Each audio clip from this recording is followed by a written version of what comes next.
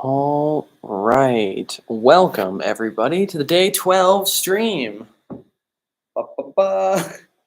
I am currently working all the way over here, getting this green done. So I've got this, and I'm coming all the way down. And what I need to do now is just fill in this large area right here.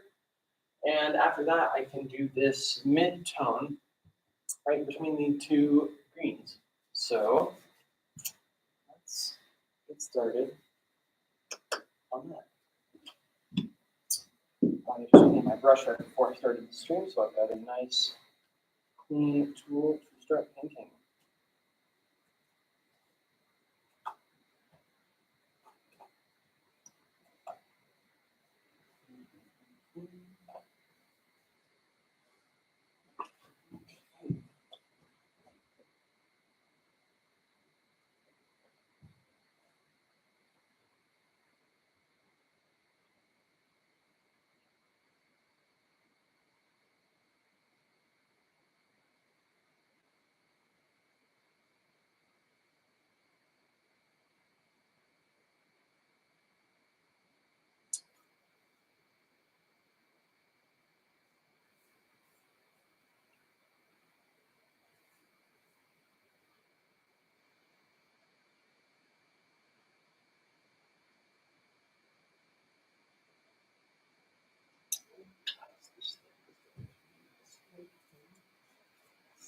I think it's oh, perfect, nice.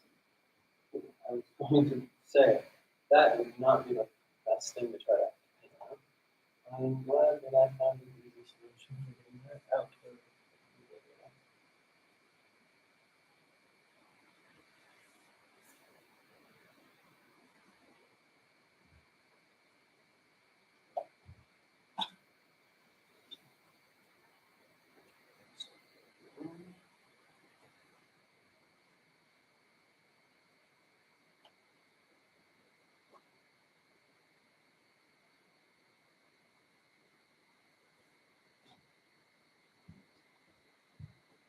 Oh, here.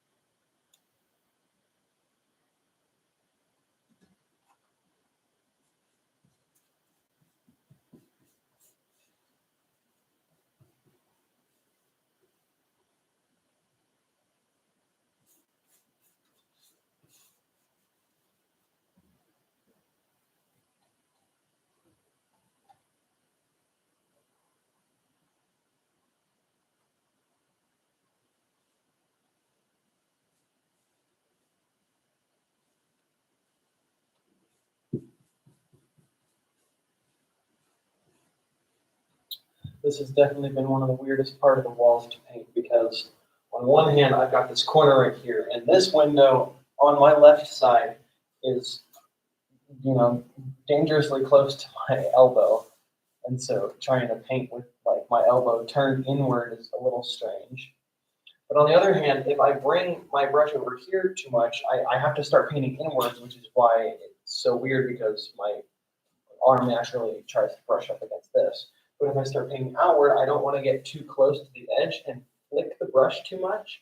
So I have to go out and then come back in, or else I am afraid that all the bristles will just start flicking stuff onto the window. Yeah. And that is definitely not what I want to have happen.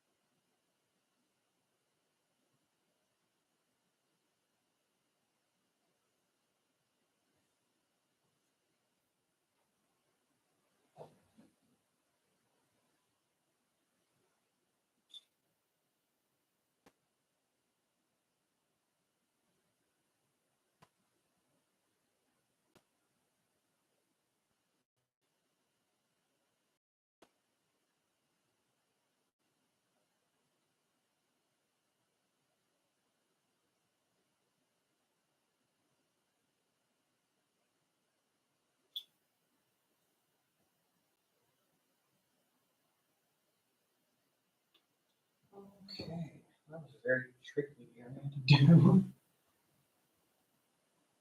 There's all sorts of weird. But now that that's done, it's right here because this corner isn't like perfectly cut. It's like it's curved off. So I'm trying to. I can't really like push my brush into anything. So I'm trying to get this line.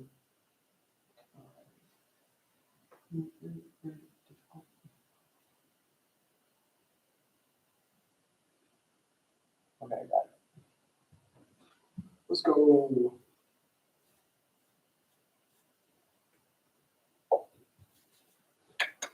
And now.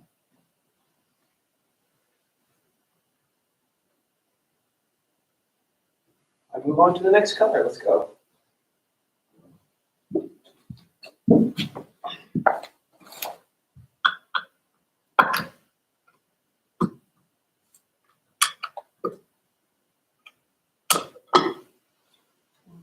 Where's the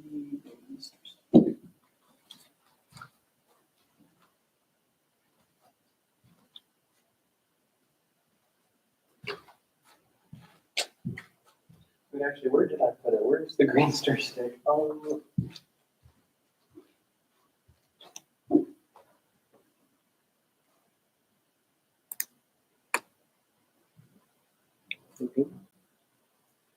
I'm not seeing it.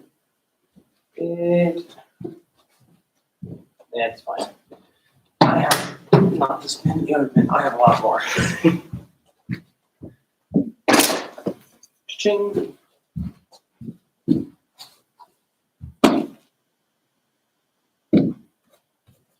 As much of a dice goblin I am when it comes to Dungeons and Dragons, I'm equally as much of a stir stick gremlin because these things are great. And I like to have more than enough just in case any paint needs to be mixed.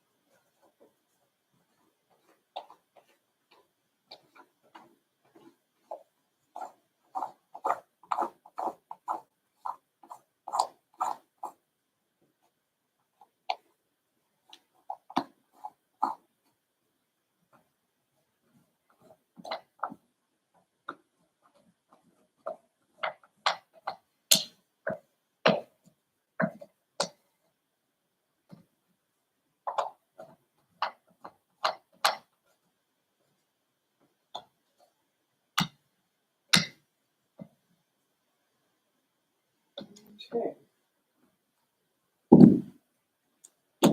Good stuff.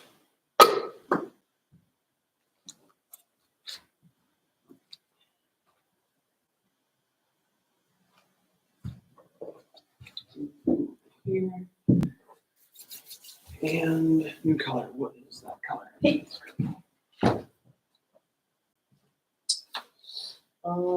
Clover patch. Let's take a look. There you are. New color.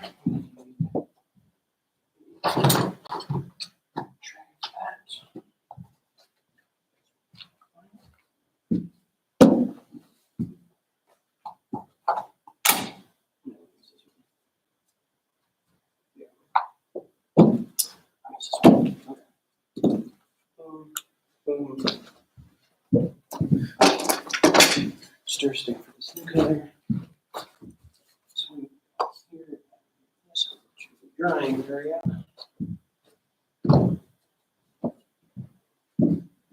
Okay. Bada bing, bada boom. And you get over here. All right, come.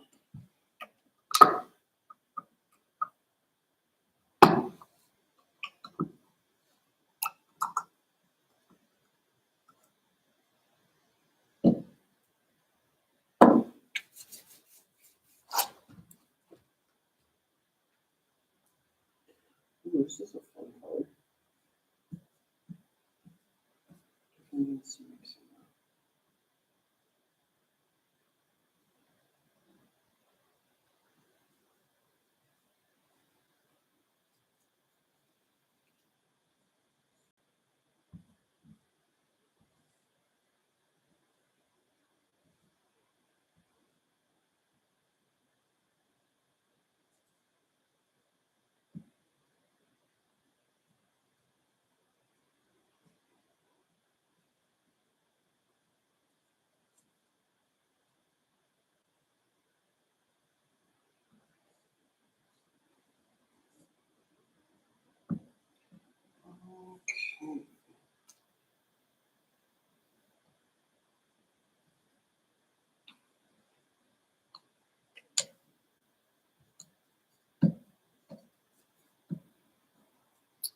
Ta-da!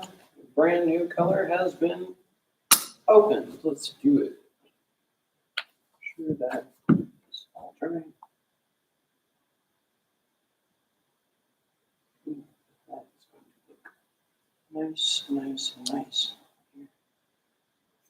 Top.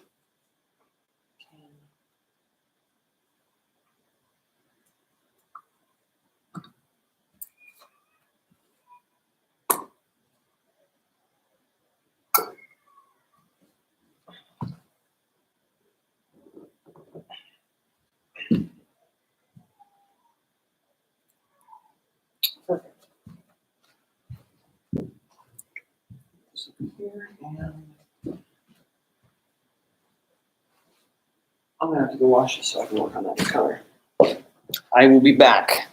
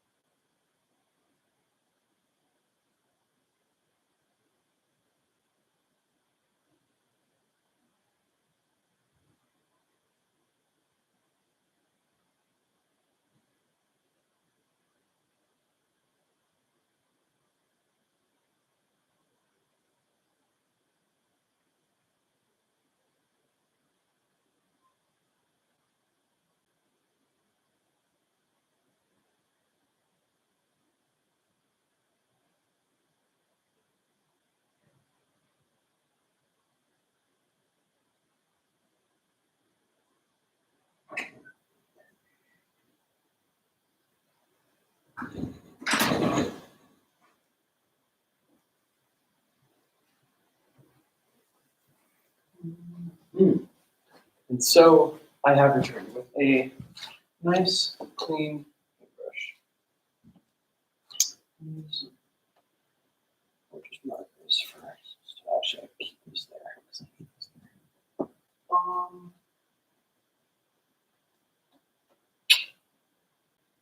Yeah. I'm making sure there's nothing that I need to tape off, block off, make sure I don't want to start painting with this color. Which I believe those trees are already marked. And over here, that tree's marked, those are both marked, so I should be a-okay. Nice, awesome, cool. I need to pick color first. There we go.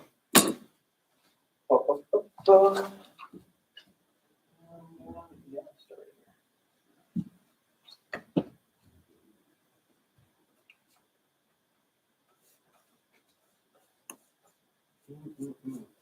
here. The coolest thing about grabbing a brand new color is that you the paint is so like liquidy because it hasn't sat out and started slowly drying, and so everything is able to. There's the bell. Everything is able to move around really easily on the wall, which makes life so much easier when you're trying to spread the paint.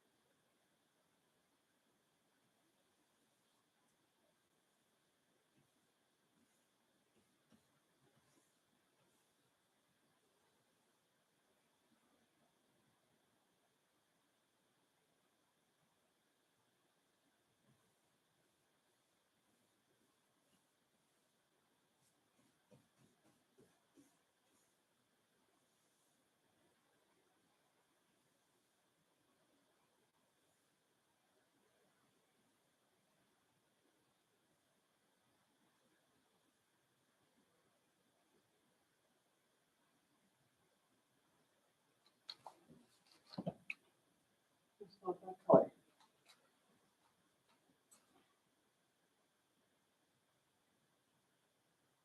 It's always nice to step back and see what it looks like in real life rather than just on the concept piece.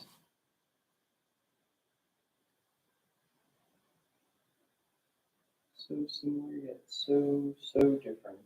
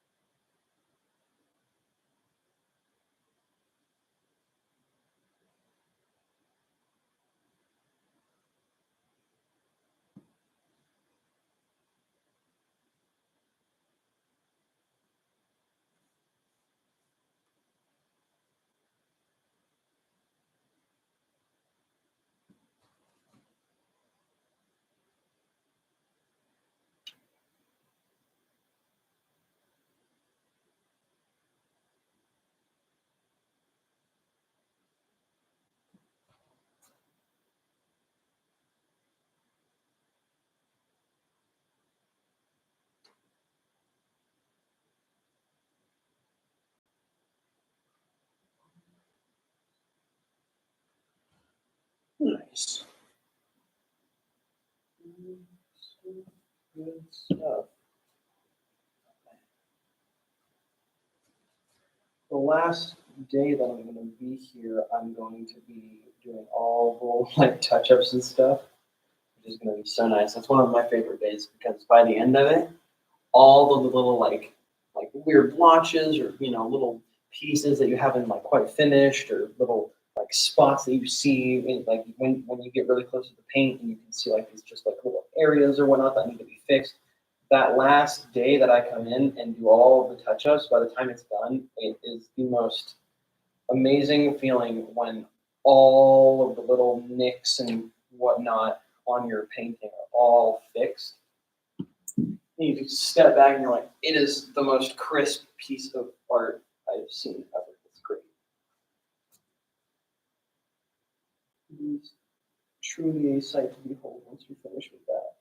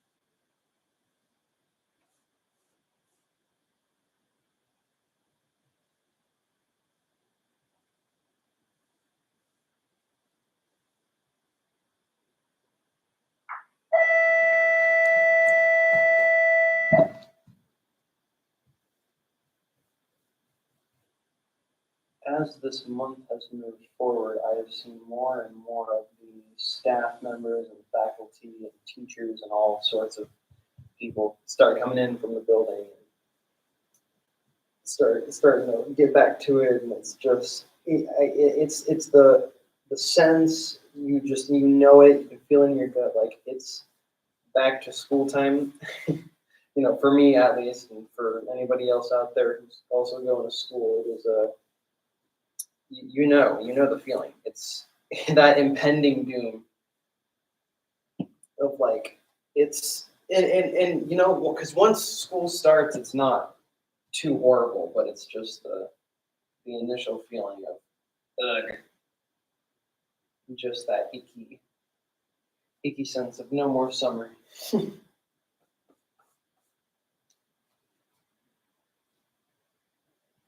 One of my favorite parts of summer is probably the water, because summer is the only time of year where the water is actually hot and swimmable in. Because like especially like lakes and stuff, because going out and like boating and or rafting or any of those sorts of things. I personally have started getting into like water sports, so wakeboarding and water skiing, and those have been a lot of fun.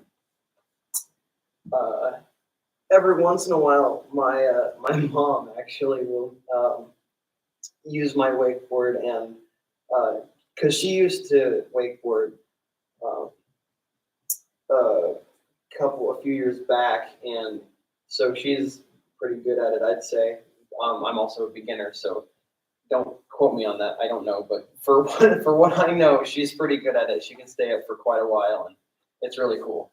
But between my mom and dad, I have been getting nice lessons on how to wakeboard and water ski, and it's been a lot of fun.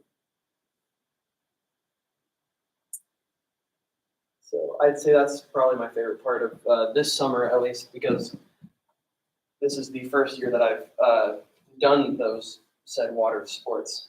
They're a very recent discovery of mine. Apart from that, though, swimming, tubing is really fun. Hooking up a large inner tube to the back of a boat and just being yanked around the lake on it. It's the coolest thing. Especially when you get on one of the larger ones by yourself and you lay flat down on it, and it's really fun to just control it, and you can feel it move, and if you lean certain directions, you can stop it from flipping over, and you can like kind of control it to however you desire, and it's one of the coolest experiences so far that I have personally had. It is very cool, to say the least. Very, very cool.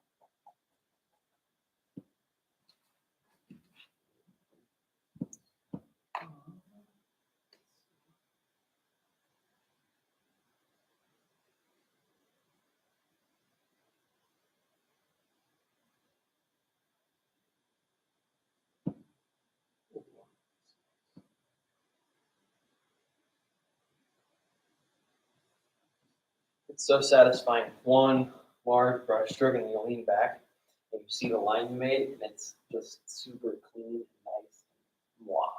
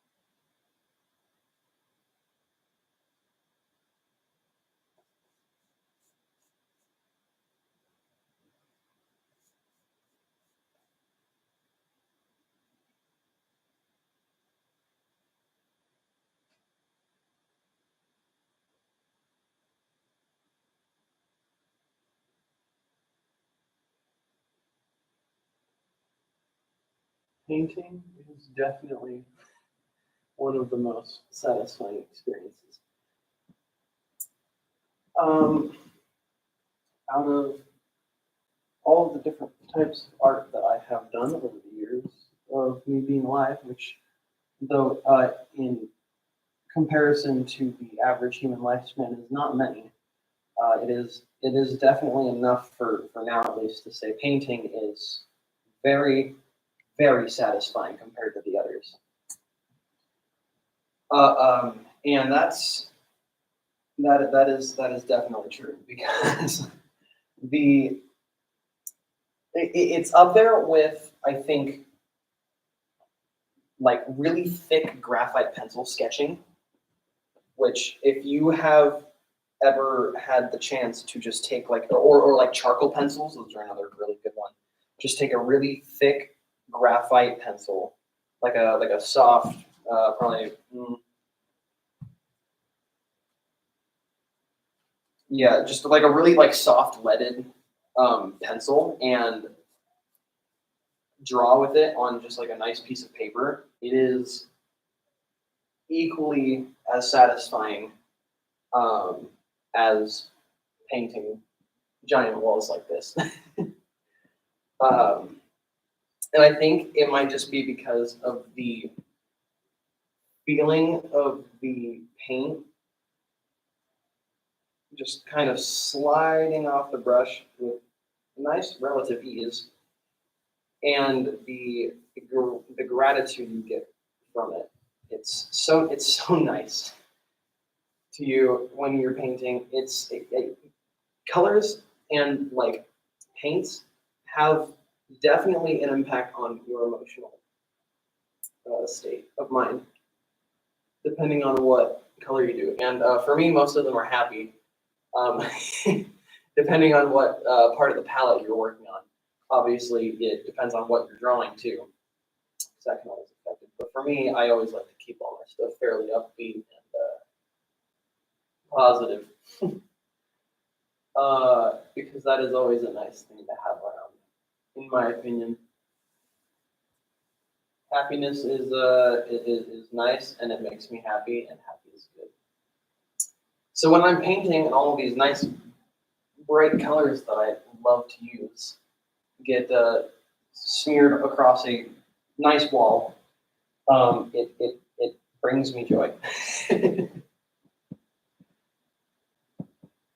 That is, I believe, as far as I can go with words, at least, to explain how it feels. It's tasty. It's delicious. Using those nice artistic descriptor words.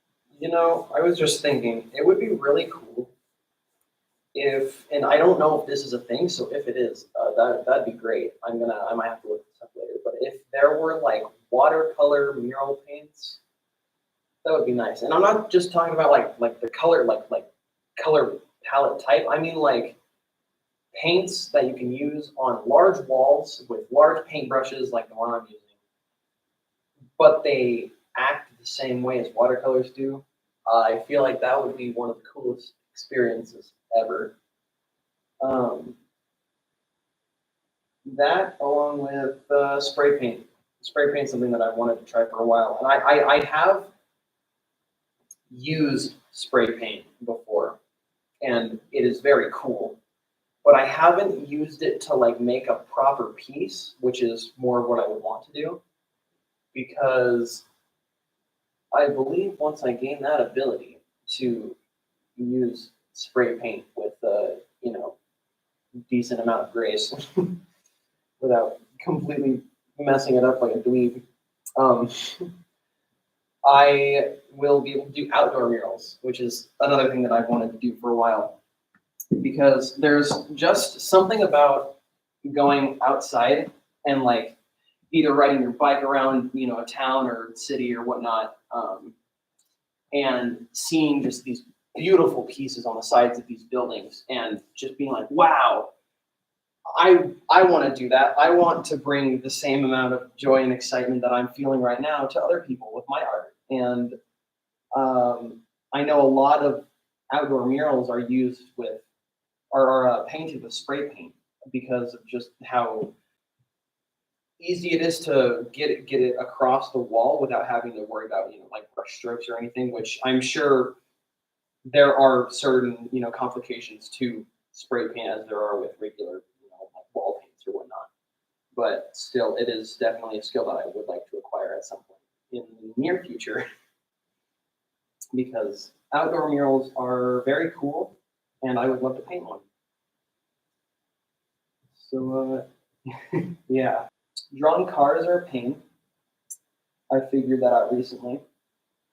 Um, they are very fun to draw, but they are very difficult to draw because of all the angular pieces that go into drawing said vehicle. Especially when you're scrolling online or like on Pinterest or whatnot, like I do quite often for inspiration. And I have seen these just amazing drawings of cars or in like trucks and other vehicles, and I'm just like, wow, that is very impressive because the amount of skill to have to know just kind of where to place the like lines, it takes a lot of perspective, which I have practiced on enough to know like the basic concept, but I mean just the kind of stuff that I've seen online with drawings of cars specifically is just bonkers. Because I have tried it before, and while I mean they don't turn out too bad, but they're just really it's a phenomenal process in which you have to take to draw said car. It is very complicated, but very, very fun. I have spent hours just sitting on my couch, or just like sometimes I'll just sit on the floor in my bedroom and just try to draw cars because they're fun to draw, but they're very difficult, especially because I am more of abstract, I guess, is what I would call some of my stuff. Very loose. I like angles and I like very round shapes and like round structural setting for what I'm drawing. So a very nice mix of that, I think, makes a good piece for me at least. Which actually, funny story, while I was coming up with the concepts for this mural, I started messing around with circles, and one of the problems that I was running into was how am I going to paint a perfect circle on a wall with a paintbrush, and like what am I going to use? Because I'm not going to find like a cup or like a lid or something the size of the wall that I'm going to need to paint it. And I was trying to look up methods, and one of them came up, and it was if you put like a thumbtack or something where you want the center of the circle to be, attach a piece of string to it, then tie that the other end of the string to a pencil, and you just trace all the way around it. And apparently, which I've yet to try, will work just fine, which makes a lot of sense. And that is something that once I figured that out, I was like, oh my gosh, this is like revolutionary to what I'm able to do now. And so one of the concept pieces that I sent in to this while they were voting on it, one had just it incorporated a bunch of circles into it, which I liked both pieces equally, but it definitely would have been a lot different experience if they had chosen the other one. I personally, I think the thing that I liked about this one more, and because they both had their pros and cons for me, I guess just like look wise, style, whatnot, was because the other one that did not get selected, which I believe it was very close. That had circles. I could practice on circles a lot, which would be nice. So for the next mural I do, I'll probably have a lot more round shapes in it, which will be a lot of. It'll be a lot different than what I'm doing currently because so far the three that I've done have been more angular.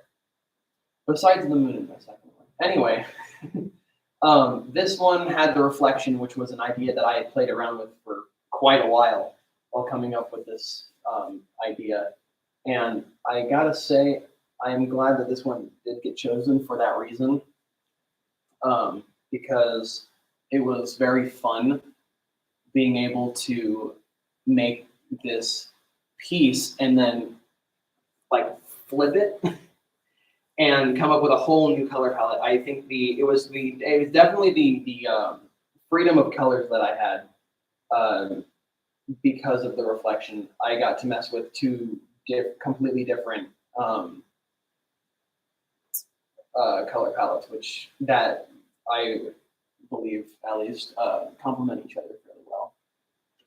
So that was definitely a key part of why I liked this one. The other one had some very interesting color choices, though, that's for sure. It was a lot, it was very poppy. A lot of the colors popped a lot more than the ones here do, which I'd say says quite a lot. They were a lot warmer tones, too, so it was a very, very high contrast with warm and cool tones compared to this, where I try to keep it all in, one kind of category, I suppose. So yeah, okay, that's done. I could and probably should start down here or up there, which I think I will start up here. Well, I'll start down there.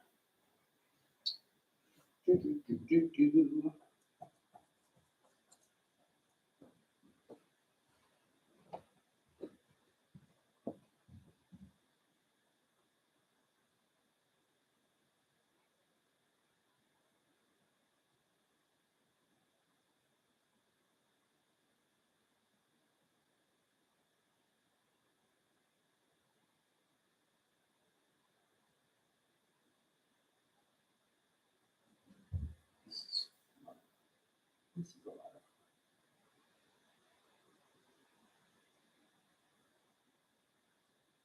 Though a lot of the time while I'm painting, I remain very focused, and I have this resting, irritated, or like very focused or frustrated or whatever face, This has been probably the most fun that I've had during a mural, just because this is not only the biggest mural that I have done so far, it is also the first full wall mural.